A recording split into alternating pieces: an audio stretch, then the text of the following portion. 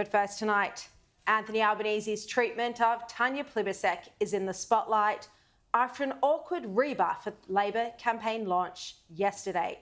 He snubbed her when she leaned in to give him a hug. Albanese, you can see he pushes her away by the hands. It was an awkward move that clearly contrasts with how Albanese held up Julia Gillard's arm when he saw her and how he hugged Penny Wong. Have a look.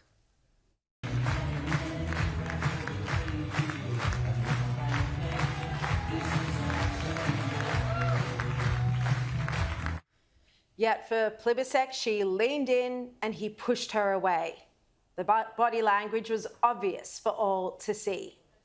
In truth, Albanese's treatment of Plibersek, who's one of the most popular women in the Labor movement, has been ignored and underreported over the past 3 years. And in fact, Albanese has a long history of not exactly championing women. He's certainly not the feminist the party makes him out to be. Now, firstly, he helped tear down Australia's first female Prime Minister, Julia Gillard, for his mate, Kevin Rudd. At the time, he justified this decision by saying he disagreed with the original move to dump Rudd.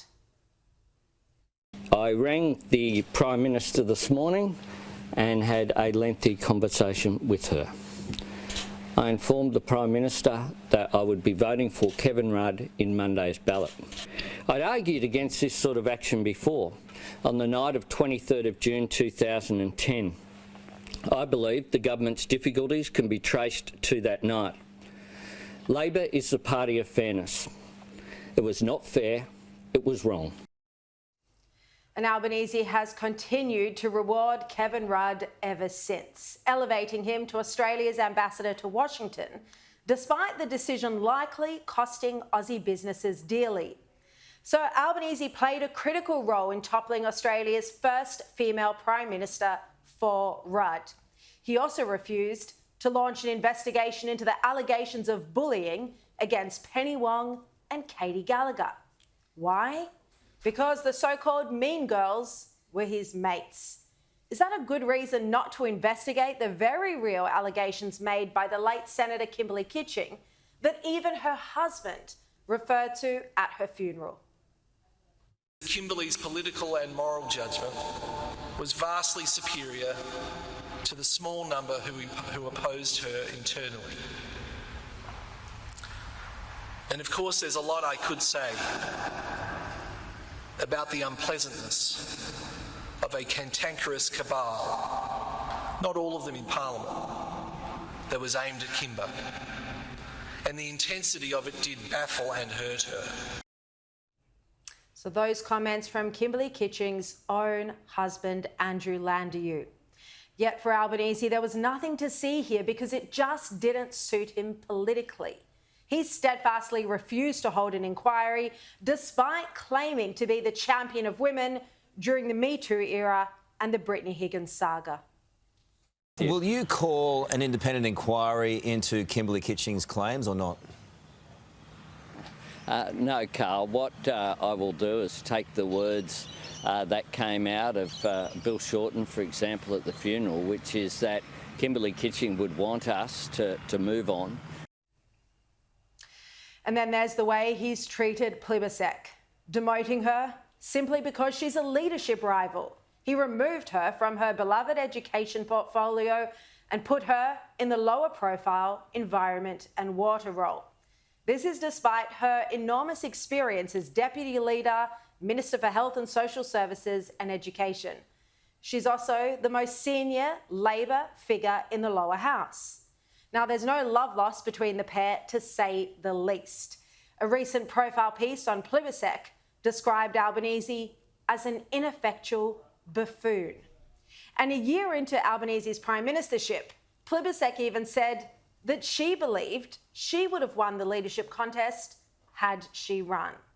She said, "If I had run, I would have won."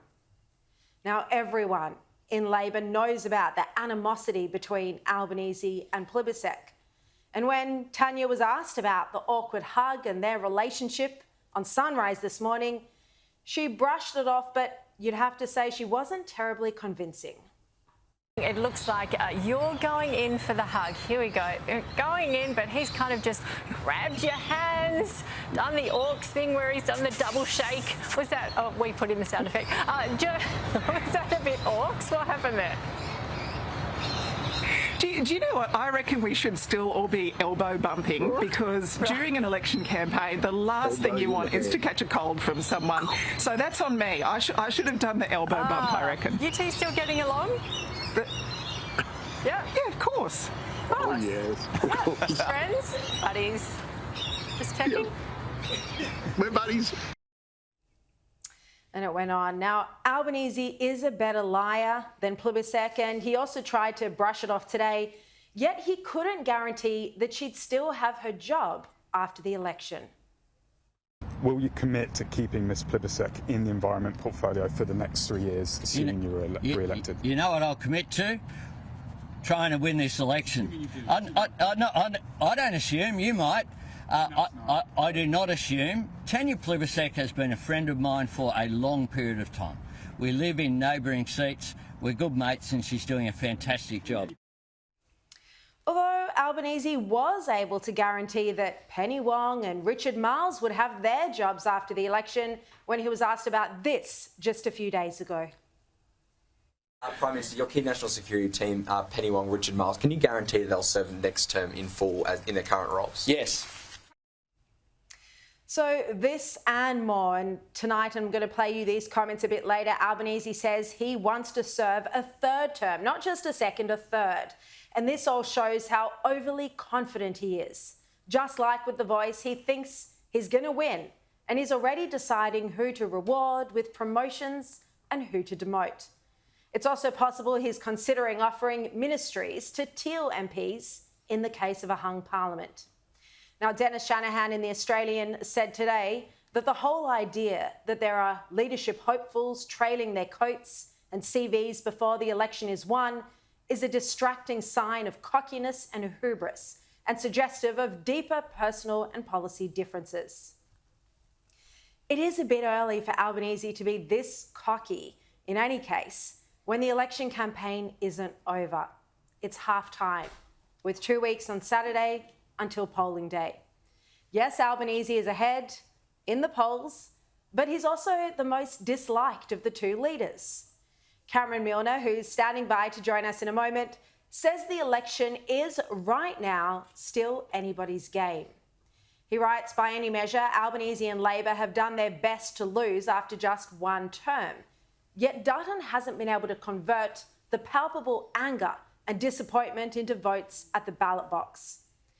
And he points to what he says is Albanese's appalling record as Prime Minister, one of the worst leaders Australia has ever had. Milner writes, voters still being crushed by interest rate rises, spiralling rents and grocery bills that cost more than ever, seem to have for voters a collective amnesia when it comes to wreaking vengeance on the bloke who takes the upgrades, the freebies, asks them to vote yes to the Albanese voice, and bought himself a clifftop mansion in the midst of a housing crisis. It is a brutal verdict on his prime ministership. And he also notes, as the polls show, that there is still a large block of undecided voters. And I'm told that in some seats, this is as high as nearly 30%. So almost a third of the vote in some seats is still undecided. And these voters could determine the outcome of the election. But it's very hard to reach them. This is a difficult time of year.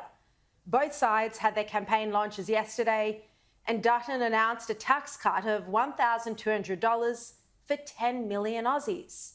It's a popular policy, but it's a tax cut pledge he should have made earlier in the campaign, certainly in his budget reply speech, because it's that much harder to sell now, with only 2.5 weeks left to go, and much of that school holidays. Australians are tuned out. They're away. It's Easter. It's the worst possible time to make major election announcements, trying to fight for voters' attention. The reality is, Albanese is massively unpopular. He personally has no reason to be cocky because Australians strongly dislike him. They don't want to vote for him. But Dutton, as yet, hasn't been able to turn this dislike for Albanese into a vote for the coalition. That's his mission, and experts say it is still possible. Dutton proved that he's an effective campaigner. He showed this during The Voice. But there's a concern he may have left major policy announcements too late in the campaign cycle.